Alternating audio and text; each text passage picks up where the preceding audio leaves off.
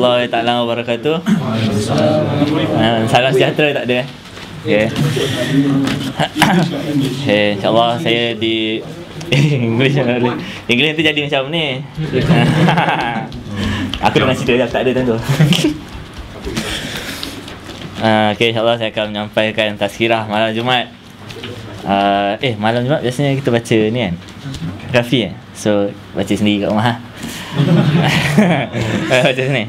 Saya akan bagi mewakili ustaz saya, iaitu ketua ustaz saya Abang Domeh, Bandung. Wakil ustaz lain hari saya Jalak, Bapak Izzat dengan Aziz lambat sikit. Mon Mon masak kot.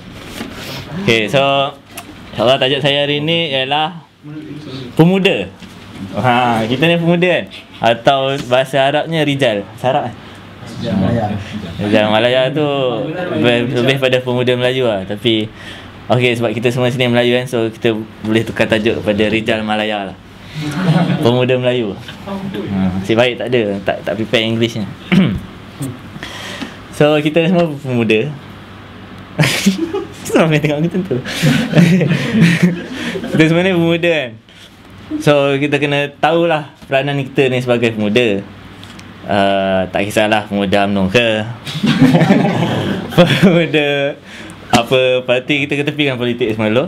Yang penting kita ni pemuda Islam kan. Pemuda Islam. Saya ada ni saya baca satu artikel ni lah daripada internet kan, pasal pemuda ni. So kalau cakap pasal pemuda, benda yang paling best nak huraikan melalui apa yang telah diberi oleh Imam Hasan Al-Banna. Semua kenal kan Imam Hasan Al-Banna ni? Okay, budak first year tak pergi apa nama benda tu? SK. Bukan SK. Syahadat Haq lagi. Tak apalah. So Imam Hasan Al-Banna ni dia menegaskan 4 rukun pemuda. So pemuda ni pada rukun. Bukan agama Islam je, bukan semayang je ada rukun. Rukun semayang semua tahu, last tu tertib. Apa last tu tertib. So pemuda ni pun ada dia punya rukun dia. So yang pertama dia menggariskan iaitu iman, hati yang suci. Kedua, jiwa yang bersih ataupun ikhlas. Ketiga, hamasah ataupun terjemahan Melayunya ialah perasaan yang kuat. Dan yang mana yang keempat ni? Yang keempat bukan tertib. Yang keempat, alamak, tak salin lah. Sebab huraian yang banyaknya dekat hamasah ni, iaitu perasaan yang kuat. So saya akan banyak cakap kepada yang last kali pengorbanan. Betul. Saya ingat last kali pengorbanan. Tapi macam yang pertama ni iman, yang kedua jiwa yang bersih ikhlas, itu kita boleh biasa lah. Tapi yang beratnya saya rasa dekat yang ketiga ni lah, hamasah ni, iaitu perasaan yang kuat. Okay, kita pergi yang pertama dulu. Iman atau hati yang suci. Pemuda ni kita ni kategori remaja yang dah tua lah kot. Bukan remaja awal lagi kan. Remaja awal zaman sekolah, kita dah zaman hidup zaman kampus ni. Kampus. So kita kata remaja yang dah tua lah. So remaja ni biasa lah, tua ke muda ke, kita ni mudah ada pengaruh. Antara pengaruhnya, saya rasa lah syaitan ni dia akan sentiasa pengaruh kita buat ke arah yang jauh pada kebaikan.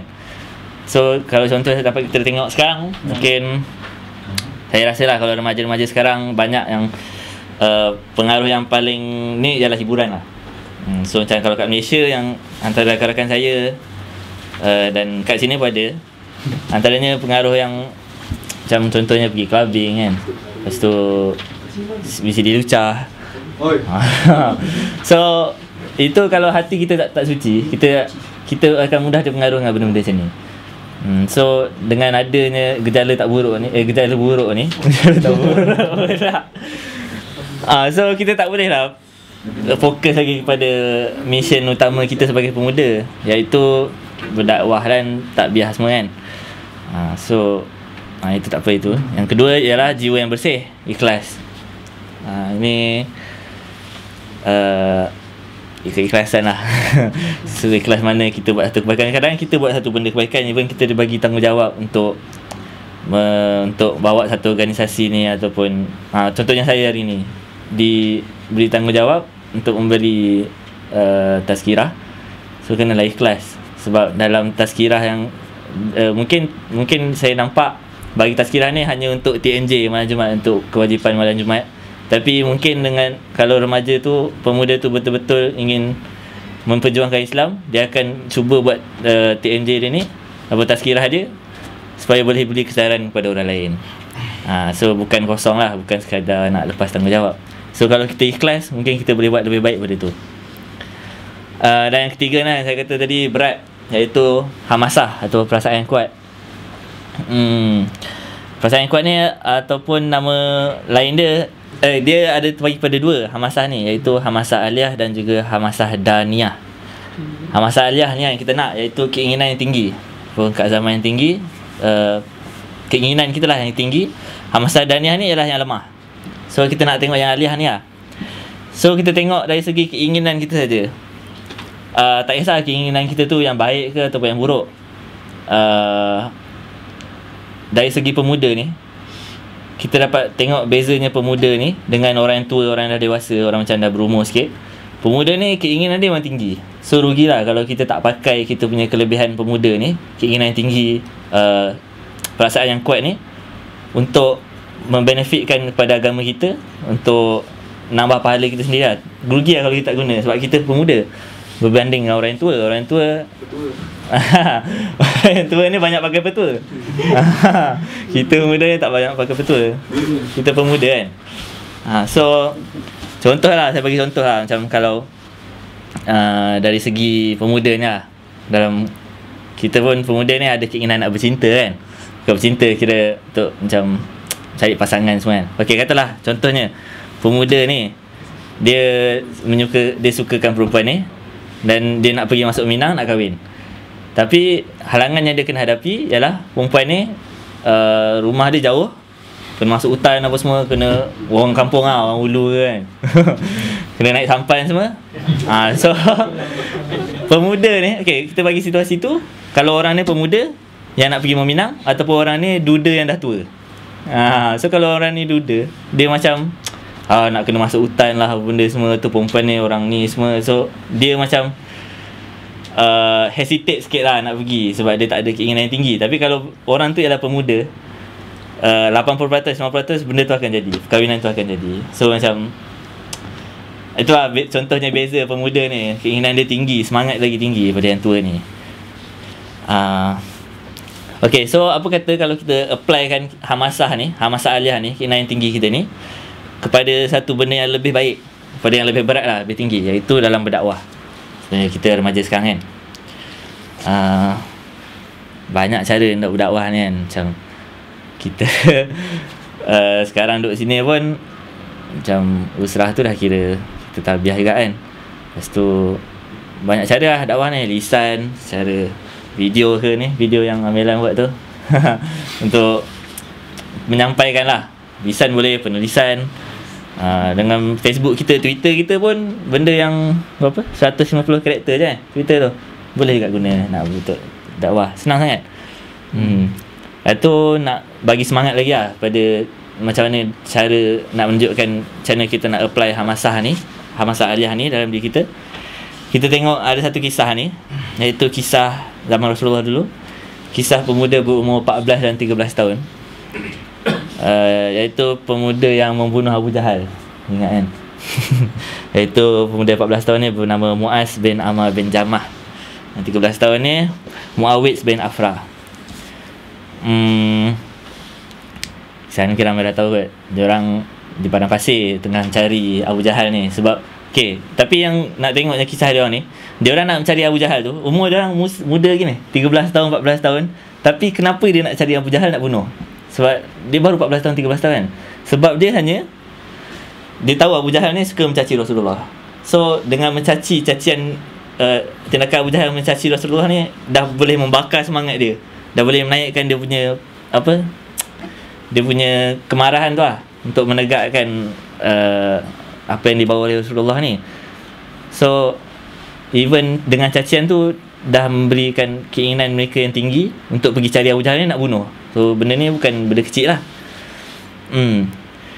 So dengan dalam keadaan kat tengah padang pasir terik tu, dengan diorang tak cari, tak jumpa, tak kenal Abu Jahal ni siapa, kena bertanya semua, tak ingat dia tanya kat siapa. Tak kisahlah, tapi dia pergi kat satu kelompok ni, dia mencari Abu Jahal dan dia dah dapat kenal pasti Abu Jahal tu. Lalu dia pergi dan si siapa ni, Muaz ni, dia melibas betih Abu Jahal tu sampai putus. Dan lepas dia melibas tu, si Muaz ni yang seorang lagi yang remaja 13 tahun ni, Muawiz ni, dia pergi depan Abu Jahal tu cakap, tamatlah riwayat kau. So macam nampak sangat keberanian dia tu kan. Tapi dalam masa yang sama, si anak Abu Jahal ni, dia balas balik lah dekat Muaz ni. Dia libas balik tangan yang Muaz yang libas betis tadi. So tangan si Muaz ni putus, remaja 14 tahun tu. Tapi mereka masih boleh balik meneruskan kehidupan dia lah. So seorang ni yang remaja 14 tahun ni dah hilang tangan sebab nak bunuh Abu Jahal ni kerana mencaci Rasulullah saja. So benda ni, keinginan ni ternampak dekat pemuda lah. Kalau orang tu susah sikit. So kita kena guna lah macam kena guna kelebihan kita sebagai pemuda ni, iaitu kita ni senang di apa orang kata lah, senang dibakar semangat tu. So macam kita ni mudah apa orang Indon cakap apa, mudah dibobrok apa bobrok bongok. Sudah kita cakap sikit je terus. Macam kalau kita dulu orang jenis panas baran lain. Macam panas baran ni macam kita cakap sikit dia tu setahu nak marah kan, dia tak ada tuju dia. Macam kalau kita ni pemuda yang berfikir, kita ni senang cepat berfikir lah, cepat di-trigger untuk untuk apply kan lah dalam dakwah kita ni. So kalau kita tengok remaja kita sekarang, contohnya sekarang kita semua mesti tengah panas dengan Yahudi kan, siapa? Israel. Dengan isu Gaza nya. So kita macam, tak boleh, aku tak boleh buat apa ni. Hari ni macam Gaza kena serang, kena bom, aku kat sini aku nak buat apa. So kita punya keinginan tu dah ada, tapi mana kita nak apply tu? Susah. Takkan kita nak pergi suicide bomber kat situ, nak pergi bom kan, tak boleh. So kita buat apa yang patut. Derma ke buat video camilan, buat petition ke apa. So dengan ada semangat tu, kita kena buat lah. Jangan ada semangat je tapi tak buat. Itu remaja kalau kita tengok situasi kat Malaysia pula, bukan kat Malaysia je, satu dunia juga lah. Kebanyakan pemuda lah yang jadi pencetus revolusi Islam kan. Macam orang kata apa, panggil Arab Spring. Arab tu macam negara sekarang revolusi. So kebangkitan tu lah kita nampak. Kat Malaysia pun tak kurangnya, mahasiswa kita pun dah tak kurangnya, mahasiswa kita pun dah makin banyak, dah makin sedar lah peranan diorang sebagai pemuda. Macam salah satu yang paling obvious dalam memilih pemimpin kita sekarang kan. So kita pandai lah fikir. So apa kita ni sekarang kat dalam bilik ni, macam mana? Kita dalam bilik ni, kita rasanya kita dah terlalu banyak advantage, terlalu banyak peluang untuk berdakwah ni.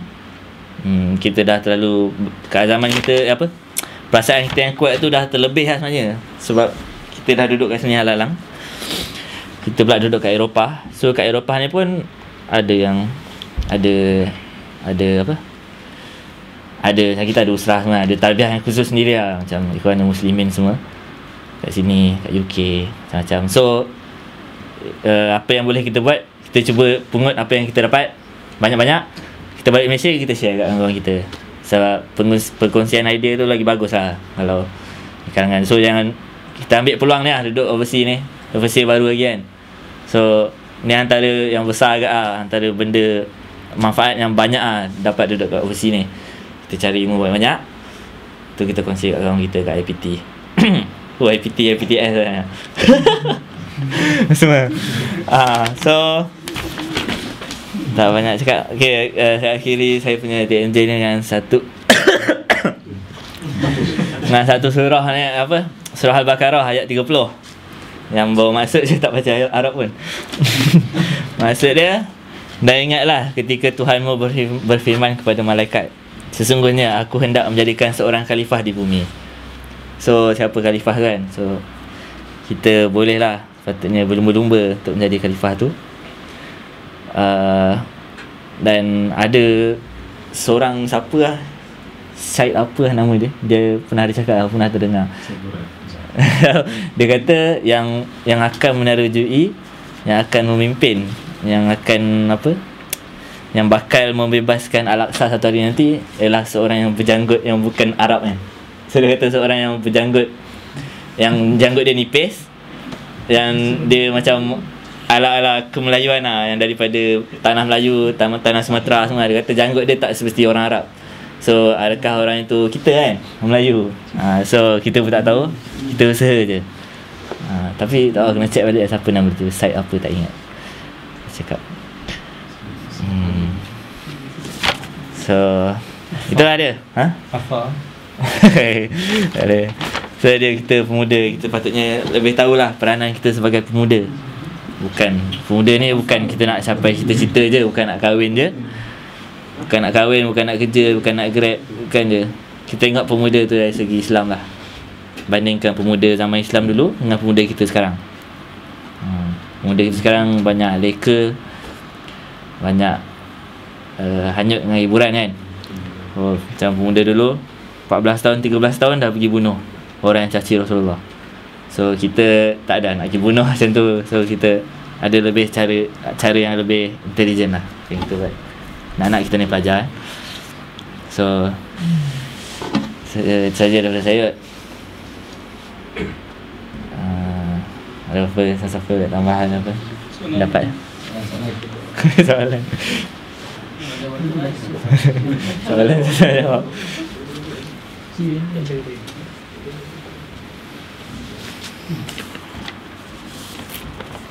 Sana. Okay, Fikri.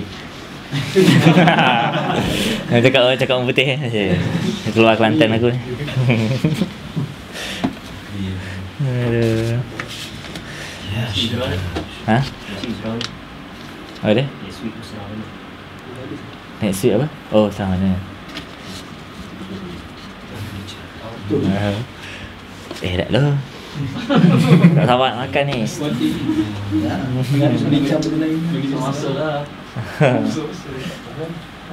Kan ada usul lah. Kalau tak ada apa-apa, saya tutup TNJ saya dengan tasbih kebarah dan surah As.